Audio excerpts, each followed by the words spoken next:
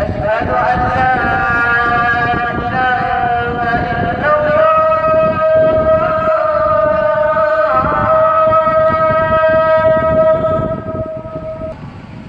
أشهد أن لا إله إلا الله.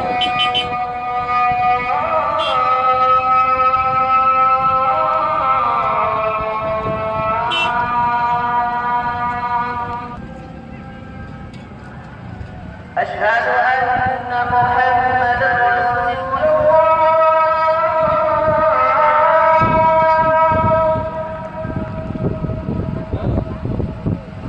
أشهد أن محمدا رسول الله.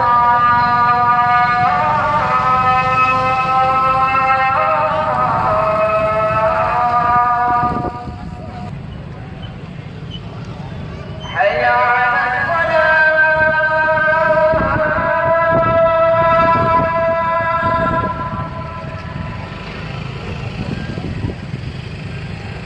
حي على الفلاح.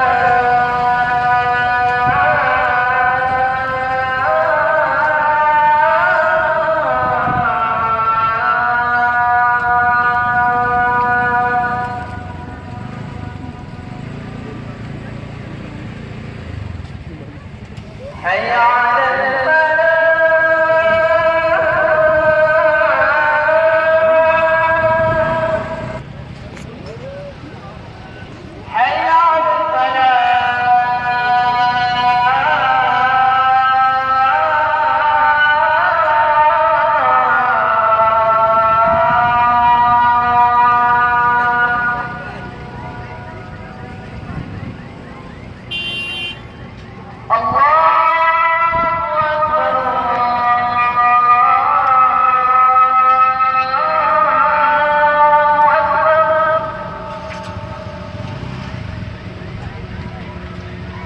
لا إله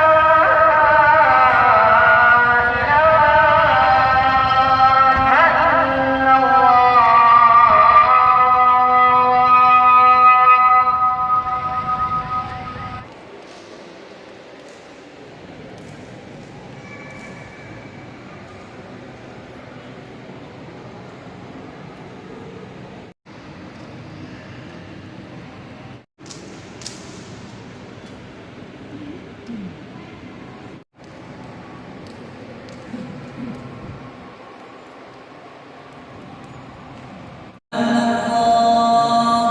أشهد أن محمدا رسول الله. حي على الصلاة حي على الفلاح. قد قامت الصلاة قد قامت الصلاة. الله أكبر الله أكبر. لا إله إلا الله.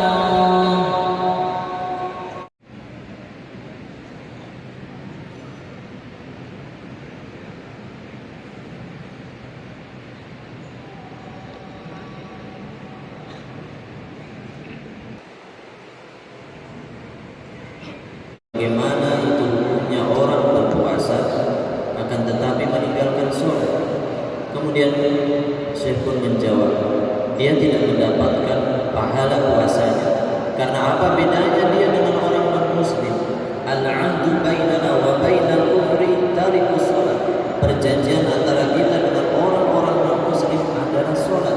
Kapan orang meninggalkan sholat, berarti dia termasuk golongan-golongan yang dikhawatirkan bukan menjadi seorang yang mukmin yang sempurna. Kalau bukan orang mukmin, zakahnya, amalannya, hajinya, zakatnya, semuanya tertolak. Oleh karena itu, perihal yang pertama yang harus kita jaga adalah sholat. Karena sholat merupakan penentu kebaikan di dunia maupun di akhirat. Kemudian secara makna, puasa artinya menahan. Al-imsak, as-shaum bermakna al-imsak, yaitu menjaga dari hawa nafsu. Dan kita sebutkan kurang lebih ada 3 yang dapat mempengaruhi pahala puasa kita. Yang pertama, berdusta. Nabi SAW bersabda, "Man lam yada' qawla az-zur wal 'amal bihi falaysa lillahi hajatun illa ta'amahu wa syarabahu." seseorang yang tidak meninggalkan perbuatan dosa atau sengaja berlaku berdusta, maka tidak ada hajat bagi Allah kecuali cuma menahan dia dari yang namanya makan dan minum. Oleh karena itu, kebohongan itu merupakan hawa nafsu yang harus kita jaga, dan jangan sampai kita menjadi